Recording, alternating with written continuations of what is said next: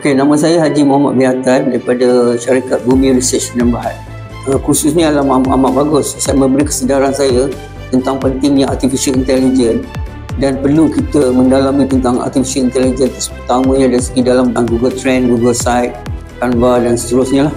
Dengan gunakan AI saya dapat target customer saya dan dia akan for sure lah, akan meningkatkan produktiviti syarikat saya.